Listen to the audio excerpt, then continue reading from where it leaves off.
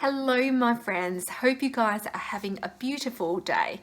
So in this week's video, I wanted to address a question that I get asked a lot. So the question is, can I stay on the low FODMAP diet forever? Why do I need to reintroduce FODMAPs and make myself sick again when I've been feeling great on it and I don't see any point in reintroducing it? So I wanted to address this because it's such an important and common question. And I wanted to explain that a low FODMAP diet is not a diet for life. It's really designed to help you to achieve symptom relief. So I know that, a lot of you suffer from problems such as bloating, tummy cramps, diarrhea, constipation, and you feel that the low FODMAP diet is a safe diet for you because it helps you with symptom management, and it's brilliant that you're experiencing symptom relief, but you can't stay on this diet forever. And I'll explain why. Because a low FODMAP diet is naturally lower in fiber. It's also lower in prebiotics as well, and probiotics. So prebiotics are things like beans, legumes, lentils, some of your fruits, and fiber from vegetables and grains. So when you are in the elimination phase, you're cutting out a lot of these types of food that are naturally healthy for you and for your gut. And our gut bacteria feeds on these prebiotics and probiotics, and it helps them to thrive, to grow, and to multiply.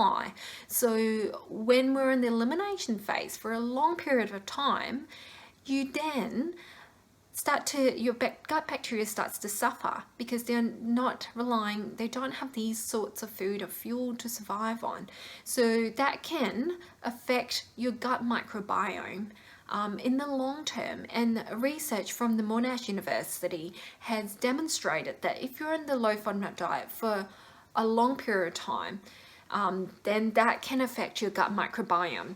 So the recommended time frame for being on the first phase, which is the elimination phase of the low FODMAP diet, is anywhere between 2 weeks to 8 weeks.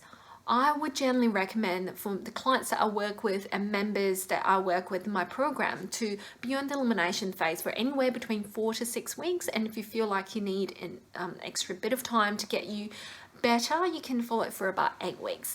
But following the diet for a long period of time, beyond, I would say, even 12 weeks, really has no benefit, because you know that if you're not getting the full symptom relief, it's then time to reintroduce it back, because it's probably not just FODMAPs that's an issue for you. That's probably other things. So that's why we only do it for a short period of time to help you achieve symptom relief, and then we look at reintroducing foods back. And the second phase of this diet is the FODMAP challenge phase, or the reintroduction phase.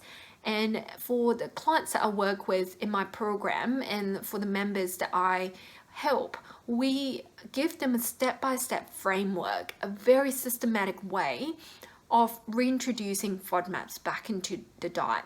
Because the point of the second phase is to really try and pinpoint and identify what FODMAPs are a trigger for them, and how much can they safely have before they start experiencing more symptoms. So what I do is I give my members a very structured framework. So each week we look at reintroducing one type of FODMAP. So all up, there's about 9 to 11 types of FODMAP. So we're reintroducing them one at a time, and we introduce it at a bigger amount, at an increasing amount. So we start at a small dose and increase it to more and more. And then when you start having symptoms, that's when we stop and then look at what type of symptoms you're experiencing. Are they mild, moderate, or severe? And then we take a rest for a few days and then start at a lower dose again and go up to and continue to increase until you get symptoms. So the reason why we repeat it again is to really confirm that the symptoms you experienced the first time round is related to that particular group and there's no other potential triggers. So I always like to repeat it just to confirm. All right, so we move through that, and the challenge phase can take anywhere between 9 to 12 weeks. And at the end of it, that's when we start to look at putting all the pieces of the puzzle together for a long-term diet for you. And that's what I guide my clients through, to give them very specific steps so they know exactly what to do. So at the end of the whole 3 phases, you have a long-term diet that you can have for life. And if you do suffer symptoms again, or your symptoms return down the track, then you would go through to the whole phase again, go back to phase 1 and phase 2 to try and find out if things have changed, because it's very normal for our tolerance levels to change. For me, my lactose tolerance levels have changed immensely over the years, and now I'm able to tolerate a full dose of lactose with no problems, and I can safely drink a glass of milk with no issues. And what I do is I empower you with the skills. I give you the tools to know how to do the elimination and the challenges, and then to work out a long-term diet for you. If you have any questions about my program and my membership, I've included a link to this video at the bottom and in the email as well. So you're more than welcome to jump on the wait list, and you'll be the first to know when the doors open again. And like I always say, if you have any questions, shoot me an email back or send me a DM on Instagram at IBS Dietitian, and I'll address them in these videos for you. Take care, enjoy the rest of your week, and we'll talk soon. Bye bye.